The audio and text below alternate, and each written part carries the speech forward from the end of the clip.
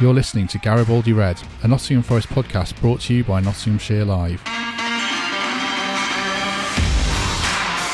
Hello and welcome to Garibaldi Red, Nottingham Forest podcast from Nottinghamshire Live. My name is Matt Davis, and continuing our summer specials, I'd like to be joined by British featherweight champion and big Forest fan Leigh Wood. Leigh, hello, how are you?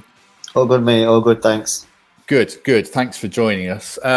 Let's just talk boxing for a moment. You've got a great career record, but I don't think you've got anything officially lined up at the moment. What's happening with you as we speak? Yeah, so I've got some big plans. I've actually got a fight pretty much nailed down. It's a big one, my biggest to date. I can't announce anything yet, so I need to be careful what I say. But it's going to be big, and hopefully in the coming weeks it'll be coming out. Just in terms of future ambitions then, I mean, obviously every fighter wants to be a world champion. I'm sure you're no different. I remember Tony Bellew winning the belt at Goodison Park. I guess that's your bucket list fight, is it, at the City Ground? Yeah, obviously before my last fight, I said the three things I want to achieve in my career left to do: win the British title, box for world title, and hopefully win one. And headline at the City Ground, be the first person to do so. So they're the three things I want to do. And the British title is there, that's been done. The City Ground fight, that has to be massive. Either a world title defence or fight for a world title, maybe even a final eliminator. But so on track. And hopefully with my news that I'm announcing soon, it could be really close. How did you get into boxing then? Because I bet every kid grows up either wants to be a footballer or something like that. I mean, was that your ambition, or was it always going to be boxing for you? I wasn't great at football. So in the playground, and I played for the school team, and I wasn't great. I was borderline terrible. I played a game the other week actually, and I played all right, but I'm just really fit, so I can just run box to box, and it probably looks better, look better than I am. But no, I wasn't great at football. I think a lot of at the time I didn't really analyse it, but the kids was all better than me at football. But the dad used to take them football in the week, games at weekend, and I didn't have that. So I used to do other things and start boxing, and I picked up really quick and I excelled. And I guess that's why I went down that route. And it's just something that I've always enjoyed and very passionate about. And it kind of boxing just kind of grabbed me, and I just become obsessed with it. I went with some friends that I used to hang around with, and my brother and his mates, and they're all a little bit older than me. But kids are going to go from things to things: pogs and scooters, biking, going judo, karate, boxing. They just kind of flick through things. So at the time, we all went boxing, and I enjoyed it. And my friend's mum on the street used to take us. One day, my brother didn't go, so I walked up the street to my friend's house, and I was just like, "Is William going boxing?" And she said, "Oh no, he's not going anymore." My mum didn't drive at the time, so I turned around, went to walk home, and she shouted at me back. She said, "Oh, do you want a lift?" And I was like, "Oh, if you don't mind." And then she carried on taking me for about 6 weeks, and then one of the other coaches lived on the street. Then he started taking me, and the rest is history. Do you think you have to be wired a certain way to be a boxer? I mean, I think you're an ice hockey fan, aren't you? I think you have to be wired a certain way to be a goalie in ice hockey. So you're going to get hit. It's the same in boxing, isn't it? You know you're going to take for this physical punishment, and not everyone can do that. So do you have to have a certain mindset to succeed? I think boxing's a hard sport. It is a very hard sport. You have to be very mentally strong. You can't be. It's hard to explain, but you can't really listen to what other people say. You have to be very strong-willed, very strong-minded. Know what you want to do and just go do it. Because you hear a lot of people over time, not just week to week, but over time, over the years, he's not good enough. He don't punch hard enough. He's not fit enough. He's not this. He's not that. And same as life in general as well. But especially in boxing, you've got to be very strong-willed, very strong-minded. But as opposed to other sports like ice hockey and motocross, I think it's what you're used to. I speak to my friend who races all the time, and he comes off his bike and he breaks bones like legs, arms, and get him in the gym to get punched in the face, and it's like, whoa, I don't like that. And it's like you go 20 meters in the air and break your legs, but you don't want to do a bit of boxing. So I guess it's just what you're used to, and how you perceive things and how you view things. And I try not to get hit either. I try to do the punching. So that's the main difference. Is there something about the area that you grew up in and boxing? Obviously, Carl Frotch is from very, very similar to you. Is boxing ingrained in that community? There must be something in the water. That's what everyone says. There must be something in the water. Obviously, Frotch. I know a lot of good fighters that went through Phoenix Amateur Boxing Club, and obviously Frotch, same route, same school, same area. A lot of similarities. Reading his book, it's mind blowing. I'll be reading it, and some of the things he did that I did, it's quite scary. I think one thing I was just like, whoa. Like my mum went to Gedling School, but I'm actually in the area for County Willers, and it was a better school. And she knew it was a better school, and everyone knows it's a better school. And she said, I went Gedling, so you're going Gedling. And I went to primary junior school, and all my friends went to Willers, and I was really upset. I remember going home and I was crying on my bed. And I just said, look, I just want to go Willers. All my friends are going, nope, you're going Gedling. I went Gedling. You're going Gedling. And then reading Cole's book, exactly the same thing happened to him. His mum wanted to go Gedling. He was upset because all his friends went Willers. And it's, so many similarities between us. And it's one of them things. It's a little bit strange, but it's quite good at the same time. Let's talk Forest then. I mean, when did you really get into them as a kid? What age were you? I think it was like towards the end of primary school. A lot of my friends were Forest fans. My granddad was still is a massive Forest fan. Obviously, because I started boxing at 11, so I was a Forest fan from around 7 or 8.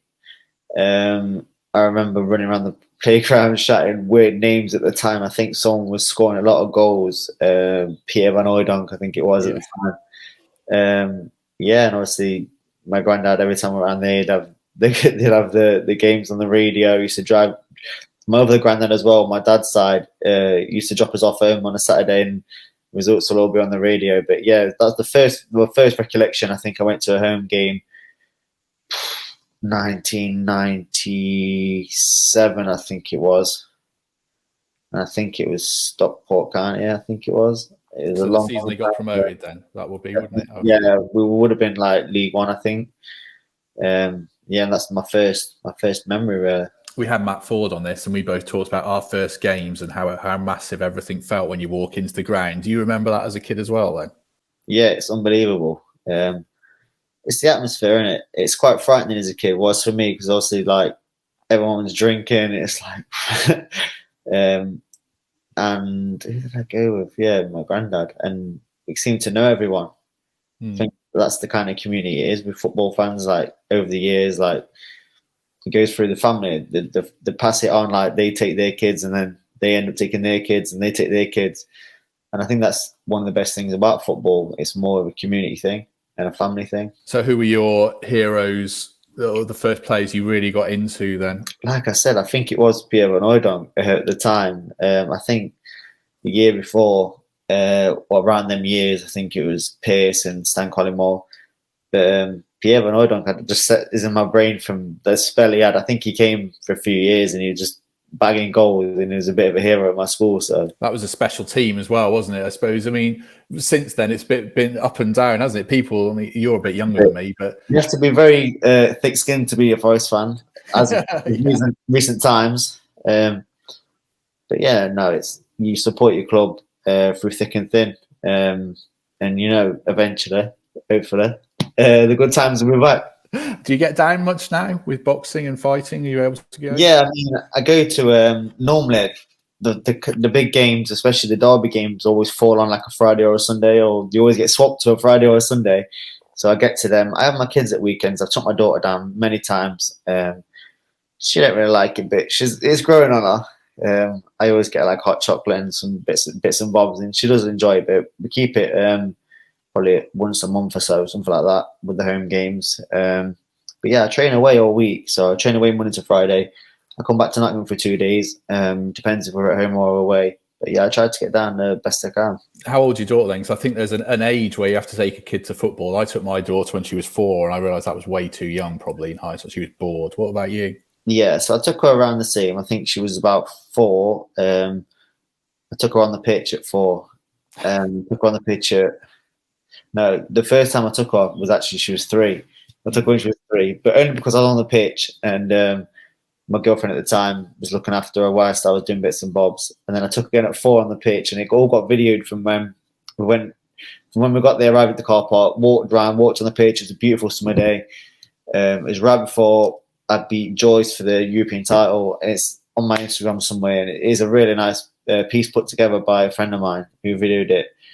But yeah, she was 4, and big difference between 3 and 4 when she went. And she does enjoy it, but that's like kids. It's a bit young, and they get a bit distracted and like to mess about and that. But I'm going to keep taking her regardless. And it's good quality time together. Like I said, the atmosphere at a ground and stuff like it's something that is just very special. What's it like for you to go on the pitch then? I mean, as a fan, not many people get to do that. Is it a bit mental? Yeah, it is surreal. The first few times I was working with Forest and got invited to the pitch, I didn't have a title I didn't have a big title.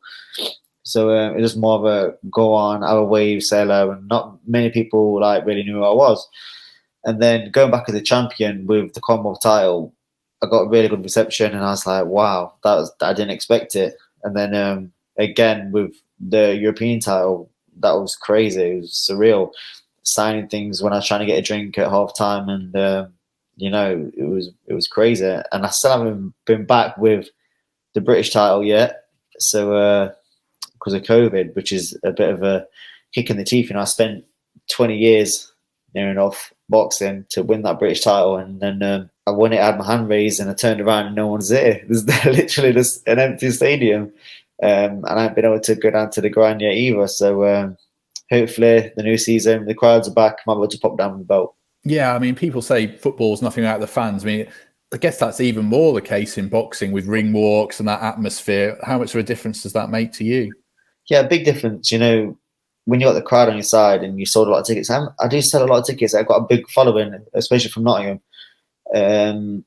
Normally when you're fighting and you land a few good shots and the crowd goes up and you think, yeah, I like that feeling. Or even if you just press a fight a little bit and the crowd are on your side, it can sway the judges slightly as well. So we can definitely help you out. It's definitely in your favour. But my last fight, I knocked him out anyway, so I didn't need them. But it would have been nice to give my fans something back, because they've been on a long road with me from turning pro in boxing at Clifton Leisure Centre to to some bigger bills and filling the arena. And they've been on the right journey with me, so it would have been nice to give them the belt after the fight and pass it around. But I'm sure we'll have some bigger nights. I'm pretty confident we'll have some bigger nights ahead anyway. Boxing, unless you win Olympic gold, it feels like you have to scratch and claw for everything, don't you? Is that fair to say? Yeah, absolutely, mate. You start on small hole bills and build yourself up. It's very few get that kind of luxury of not having to sell tickets, not having to work your way up, build your profile, and then be thrown and slung into hard fights. So I think it is, but it makes it all the more rewarding when you finally make it to the place, to the destination you want to get to, when you've had it a hard way. It's more about the journey than the destination, if that makes sense. Just going back to being paraded on the pitch, I've seen you go on the ice at Panthers as well. I've been on that ice in my work shoes after they won a Challenge Cup. Most of the time you're worried about falling over. And I guess, is that even more the case for you when everyone's eyes are on you? Absolutely. The first time I went on, I said to him, do you not have special shoes or anything like that? No, you'll be fine. Just walk slow. And I thought, I'm going to stack it in front. I think it was 10,000 when it was Sheffield and Panthers. It's a full ass. And I was thinking, if I stack it here. But no, it's nice to go to Panthers. Like I said before, they get behind me, same as Forest, and I do what I can for them. My family are massive Panthers fans on my dad's side. My great nana and uncles and cousins go to nearly every home game. Definitely sponsor players as well, so it's nice for them as well, But yeah, it's one of them. Every time I go, even though I've been on the ice so many times, it's one I'm always careful of, and I think just take your time. What do you think it is about Nottingham as a sports city then? Because, Leicester have got Tigers and they've got Leicester City, and Derby have got Derby County, but Nottingham's got Forest, Notts, the cricket, the rugby, Panthers. It's a different kind of city, you think? Yeah, I just think it's how people are. I've done interviews before about what we do for each other and sport, helping sport as a community, just help each other more. Sometimes in other cities. They do their own thing. The football club do their own thing. The rugby do theirs, etc. and so forth. But I think in Nottingham, especially the Forest, they've got such a great team at the club that's helping grassroots football, people coming through, charities, former footballers, former athletes. Like, they've got so many different organisations like that they're helping, and I just think that's just a positive thing for the club and the community. And same with Panthers as well; they do similar things. And myself, I tried to do what I can. I did that charity football game a few weeks ago, helping grassroots football for Colton Town. And I think, why not? Well, it takes a day, and it's nice to get out there in the sunshine, nice to meet new people, nice to help people. There's another one coming up on Sunday that I was going to be attending for charity as well, but because of my fight that's coming up, I'd like to kind of give it a miss and stay down Essex to train. But yeah, I mean, why not? If I'm not doing anything major, like major events, why not help? Because what goes around comes around. You help people, they help you. Help communities, grassroots football, you know. Just talking a bit more about Forest then, what did you make of last season? Disappointed as the rest of us? Yeah, but I think like a lot of clubs was in the similar situations because of COVID. It was a crazy season. That's what I'm pointing it down to. I'm pointing it down to COVID. Every club, every league as well was all over the shop. What can you do? I didn't expect it. I think halfway through the season, I just said, look, try to finish above Derby and not get relegated, and we'll count it as a win, because that's where it was heading. So yeah, it was very frustrating, but hopefully the crowds are back in. I think they do play a big part, especially down at our club as well. So back down to the City Ground in the new season, and hopefully a lot better year. When you do go down, then are you prawn sandwich brigade? Are you behind the goal? How do you? No. I like to be amongst it. I like to come out and scream Mulligan straight away when I get there. I used to be in Lower Bridgeford, but as of recent times, I've been all over the shop. Depends what I'm doing, if I'm on the pitch, or I've got sponsors as well that have boxes, so I like to go see them as well. Skinny Foods, my most recent one, they sponsor Forest as well. So I've been in a few boxes, but I do like to be amongst it. I like to be with the fans and like to be making noise and with the chants as well. And that's the best part of the game, in my opinion. What are some of your favourite games and moments that you can think of as a fan? Sure, we haven't had a lot to celebrate in recent years. Some of the wins against Derby, I remember there was a game, I think it was in 2018 or 17, last game of the season. I think it was all on our phones watching the league and watching where everyone finished. Ipswich, yeah. I think it was a Sambalonga scored a goal, I think, and we all went on the pitch after. It was like we'd won the league, but we just stayed up. But no, I mean, like, they're the kind of games that you remember. I think there's a cracking game against Leeds around New Year or Christmas. Osborne scored a goal. I think he did. Was it Leeds? The Leeds one where they won 4-2 and they sacked the manager. 4-2 was it? Yeah. So I was behind the goal. I was right behind the goal for that game. There's been so many games. I think another favourite of mine, I think, we play? It was just neck and neck. I think we scored, they scored, we scored, they scored, and it kept going. And, you get the chance like 3-2 and you hit up. And it kept changing, and it was such a dramatic game. And they're my favourite game. Do you know when you come out and you just hammer someone 3-0 and it's a good, you want to win, it's a good win, but the games that are competitive and you both score and you win, they're my favourite games. There's so much drama in there and passion as well. So, and over the years, Forest had a lot of that. What's a match day for you? You're an athlete. I mean, I guess it's a bit cyclical. You'll train hard for sometimes you might be easing off a bit. Other times, are you able to have a beer and get in the pub before the match or not? Not often. Obviously, I go to games during camp when I'm normally on the pitch and after the fight. I go to games before fights when I'm not. I just go down to regular games. I get normally a 12-week period where I'm fighting. So that's pretty much like 3 months. So if you can imagine how many of them I fight 3 times a year, that's the year gone. But after a fight, I go down. I always have a drink before, see a few people. I've been invited to like the boathouse around the corner. I've been to Saltbox to meet people. Like, depends what. Like, even the Garibaldi lot, I've been to see them before and done question and answers on the stage with them and had a drink. So it all depends where I'm at with the boxing. But I do like to do both. I like to go down and have my kids and have a hot chocolate and have a bit of chocolate and sweets and stuff and like enjoy it with them. But I like to go with my mates as well and sink a pint. Why not? Do you know what I mean? It's just a different experience depending on who I go with, I guess. Yeah, I mean, is that one of the frustrating things of being a boxer? That discipline, does that come hard to you or not? That lifestyle between the fights or not?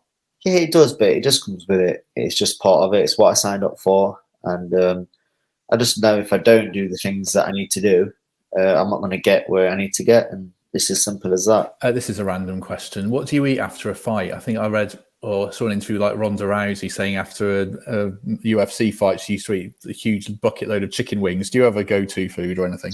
I normally get a Domino's pizza, a big plain cheese tomato, big pizza, and have it to myself. I go to like get desserts. I love desserts more than meals, I guess. Yeah. So like heavenly desserts in Nottingham, I go to quite often. Sticky toffee pudding and custard. So my auntie actually works at a school kitchen, and she always makes me something after a fight, like cornflake tart and custard or jam roll and custard. So I'm quite lucky. Let's look at Forest next season then. I mean, every fan's optimistic, I guess. Are you're hopeful this will be the year? I'm an optimist anyway. So every year I say the same thing. I haven't got a clue what players have come and gone as of yet. I need to start having a look, but I don't think we know yet, do we? No. But I've seen today we got the first 5 games announced. I think Derby County was in there. Did I see that? Yeah, that's right. Yeah, start against Coventry City. Yeah. It comes around soon. Yeah, I mean, what player-wise, who's left? Who we got? Who's the new players coming? Or do we not know yet? No one. It's all quiet. As we record this, it might change in the next few days, but no one's left. I mean, would you be worried if Joe Worrell left or Alex Myson? Obviously, I've got a few Forest-related Instagrams on my feed and that, and I see a lot of rumours. You see them all the time pop up, and you don't know what to believe. But they've been bang on most of them. We've been bang on most of the time. I've seen that Worrell did get an offer put in. They wanted a minimum amount, so he could go. We don't know. Graben last year didn't have a season he had the season before. Disappointing. Joe Lolley, I mean, is he injured still? How long for? So yeah, I don't know. You know, I'd like to see a few new faces, 100%. But I'd also like to see Houghton have a bit more time, because I think managers come and go too quick at Forest, and you don't give him time. I think Lemaitre built a team, then Houghton come in and had to just deal with that team that he built.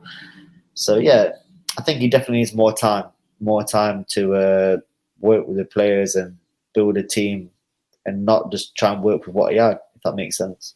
Who are the players you enjoy watching in the last couple of years? It was Graben up until last season. He was bagging goals. I was upset, kind of a bit gutted when Cash left. I like Samba. I think he's brilliant. I like Warren. I like most of the team, to be fair. I think when they have the day, they play well. But I think we need a few more players, a few new faces, should I say, to just give us a bit of something new.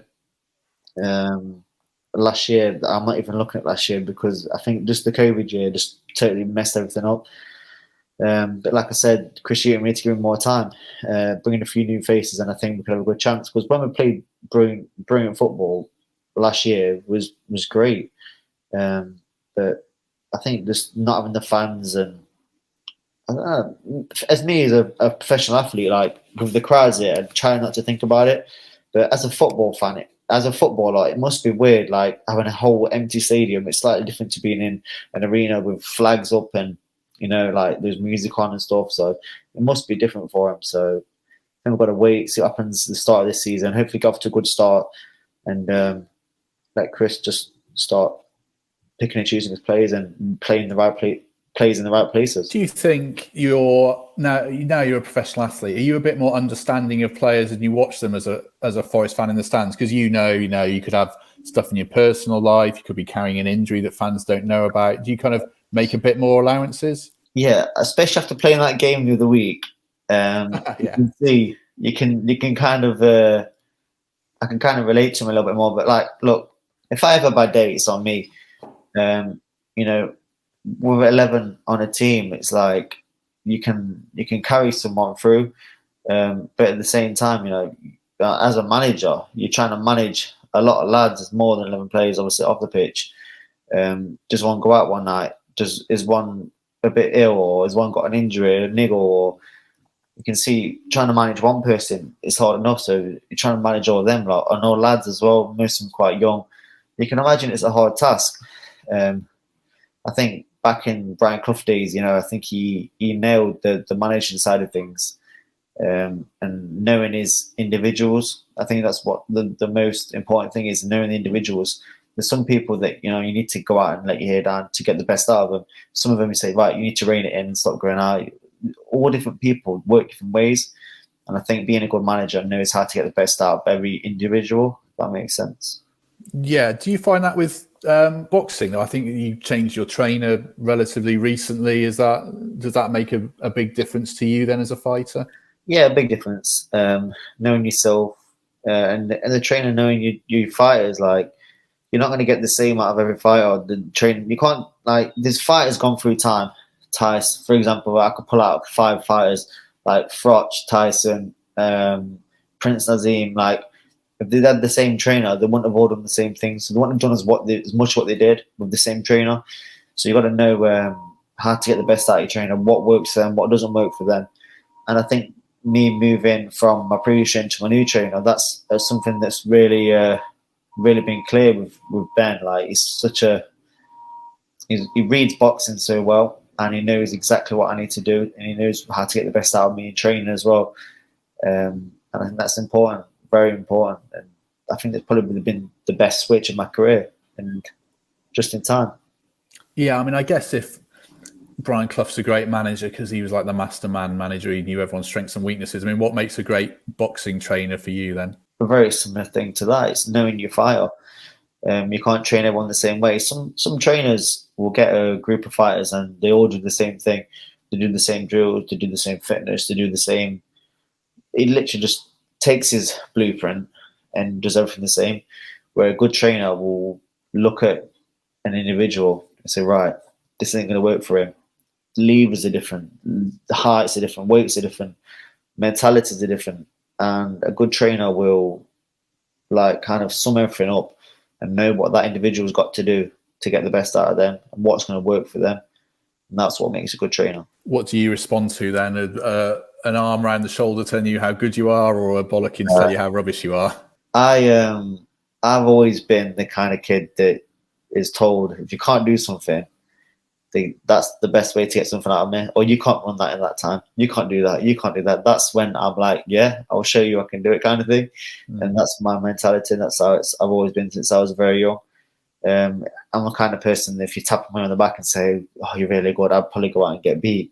So, oh, you're the best, you're really good. I'm like, it don't do it for me. I'll just switch off, and, I like to be on the other side of things, definitely, 100%. How do you, footballers go home, and if they lose, their weekend's ruined. I mean, how do you cope with the highs and the lows then? You've had big wins and you've had tough defeats. How do you cope with each of those? Yeah, I think you have to, when you take a loss, you have to analyze it and learn from it, because you learn more from a loss than a win. When you win, you kind of dismiss it, you forget about it, you get the relief of, like, all right, I've won, you celebrate, and you don't really go back and watch that fight and look at what you did wrong, because you think, I won, I can forget about it. So when you do get beat, you kind of sit down and you really think, right, I need to get better, and I need to work on my areas that aren't as good. So then you overanalyze everything. And sometimes some fighters can't do that. Some fighters get beat and think, this isn't for me. Or they think, I'm not good enough, and beat yourself up. But you got to, like, just look at it as more of a, like other sports, like football. Like, you don't lose a game and then jack the season, do you? I think boxing's slowly becoming more like that. Like, some fighters can lose and then come back and win world titles. They can lose and come back and be really good fighters. And the amount of times Manny Pacquiao's lost, I think there's a stigma with Floyd Mayweather, like, remaining unbeaten, and then kids get beaten jacked because they're not done that. And it's like a stigma of getting beat. So, 100%, you learn more from a loss, and it's all about mentality. If you keep the discipline and the mentality of I just need to get better. I don't focus on winning, but improving, and eventually be a really good fighter. Yeah, I mean, I'm more interested in the mental side of sport anyway. In general, I mean, in boxing, where's the balance lie between natural talent and mental strength? Then can you succeed without having one of those to any great degree? We have this discussion many times. There's kids from the amateurs that was really talented, and they was beating everyone. And one even beat me in the amateurs. He was really good. He won everything: boys club, school boys, junior ABAs, and then as a pro, he didn't do anything. So I think persistency, grit, mental strength, and they're the kind of assets, and just willing to just stick at it no matter what, and keep improving. Are sometimes better than having that natural talent early on, and then when it becomes the support, when it's a level playing field in the seniors and kids, some kids are stronger than others as a younger, like, and I think as you come through, the attributes that you have as a kid aren't always the best ones to have going through. It's right starting having a bit of an advantage when you're younger, but when it becomes a level playing field, like I said, it gets a lot harder. You need to be willing to step it up a gear, be determined, and dig in when you get beaten. Like I said, the mentality is probably the most important attribute you can have as a fighter. Having that positive mental attitude, willingness to learn, to grit down, to bite down, time and time again through adversity. And that's what it takes to be a champion. Do you see a lot of similarities in football then? Like you say, I mean, you could be the biggest kid in the under-11s who plays up front and scores 50 goals a season, but if he's mentally weak by the time he's 18, he's not going to make it. Is that a universal thing in sport then, you reckon? Yeah, I think so. I mean, like, it's not as if you're like mentally weak, but you know, you need to be able to take the knocks, and know that not every day is going to be your day. Like I've said, I give this advice to a lot of kids as fighters coming through the amateurs. Like, you may not win every fight. There may not be days when you have a good day. You might have a really, really bad day, and you feel like, you know what? Why am I boxing? Or I'm not good enough, or whatever. Don't make a rash decision on a bad day. At the same time, don't over plan your future thinking how good you are on a good day. You need to stay grounded and neutral. Like, don't make decisions when you're feeling like that, because I've had days when I've sparred that bad. I sparred bad as an amateur one particular time I remember. I knew that I'd moved to a gym, and I had a really hard spar with him. And at the time, I was like, anytime I got sparring, I was just like getting the better of everyone. I was on fire, and a lad came from another area, came to Phoenix Gym. He was training with us for a bit, and he was a really hard spar. And he didn't really beat me up, but it was a 50-50 spar, and it could have gone either. Like, it was either way, and I was that upset about it. I remember, like, I threw my gloves off, and I had a tear in my eye. And I got dropped off at home, and I was crying. And I just got my running trainers on. I remember just running for miles. I was so upset and angry. But you know, you can't make decisions, or you can't feel like that. You need to, like, no, right, I lost a spar, or right, today was bad. It was a bad day in the office, but there'll be better days ahead, and I'm going to improve and keep getting better. Not focus on the winning or the losing side of things. Focus on the improvement and working on what I need to work on. It's sometimes hard to do that when you're in that environment, but the best fighters can do it. How much will it mean to you, or how much are you looking forward to getting back in the ground then as a Forest fan with your little girl or your mates? How good will that be? I can't wait just to be amongst the fans and just the noise of the crowd. I can't wait to see Mulligan-Tyre. You know, I can't wait to hear all the tracks that come out before Forest come out. Born Slipper, you know, that's probably the main one. Yeah, it's been a long time, too long, and I think having that, a lot of people need that in their lives. Some people follow Forest that like quite closely. Like, look forward to the games, look forward to the fixtures. You know, it's something they have in their lives, a massive part of their life. And personally as well, like, I just can't wait to get back down the game, see everyone that I've not seen for so long, and hopefully, you know. No restrictions by the time we're back in the ground, because I want to see a full house, and I think because the amount of time we've had off, I think we will. And if people want to follow you, and you know, when your announcement comes out, where's the best way to follow Leigh Wood's career? I do post a lot on Instagram. It's Leigh Wood. The Twitter is the same. I got a page on Facebook as well. But yeah, I mean, hopefully going to be announcing a big fight in the coming weeks. We're probably going to do it through my sponsor, Skinny Foods and Forest. So I think the Forest lot might see something pop up. All being well, I don't want to jinx it, but some big news coming up. Well, Leigh, thanks for joining us, and thanks for everyone who listens along as normal. Do appreciate it. Good luck with everything in the next few weeks. Hope it all goes as planned, and we'll catch up with everyone soon. We're back next week with another episode as normal. So thank you very much, everyone, and we'll see you soon. Thank you for listening to Garibaldi Red, a Nottingham Forest podcast. If you enjoyed today's episode, then please let us know. We love hearing your feedback. We'll be back soon with another episode. Thanks for listening.